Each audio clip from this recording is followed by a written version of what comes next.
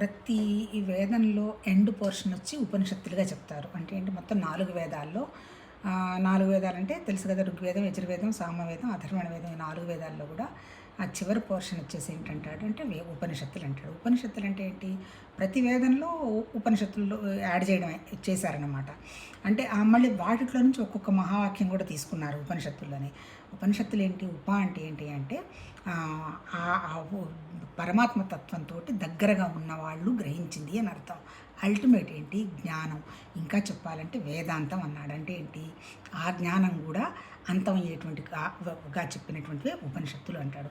ఆ ఉపనిషత్తుల యొక్క సారమే మన భగవద్గీత.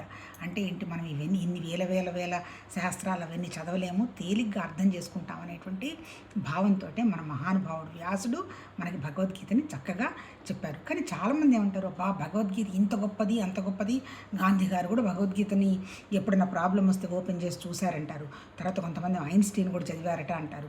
కొంతమంది మదన్ మోహన్ మాలవ్య చదివారట అంటారు. వీటన్నిటితో పాటు ఇంట్లో పిల్లలకి ఎవరికన్నా గీత అని పేరు పెట్టుకుంటారు. ఆవులు పౌవులు జంతువులు ఉంటే వాటికి పేరు పెడతారు గీత అని. ఆ తర్వాత బిజినెస్ పేరు పెడతారు. కానీ ఎంతవరకు చదివి అర్థం చేసుకున్నారు అనేటువంటి విషయం కొంచెం ఆలోచించాల్సిన విషయమే. అంటే ఇంటి ఊరికి శ్లోకాలు వల్ల వేసినా మనకెందుకు సంస్కృతం రాదు కదా. దాన్ని మన విషయాన్ని, ఆ శబ్దాన్ని గ్రహించాలి.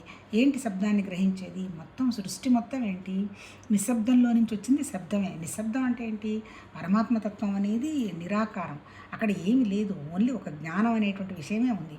ఆ జ్ఞానం వ్యక్తమైంది ఎట్లా, ప్రకృతిలాగా వ్యక్తమైంది. అది శబ్దం.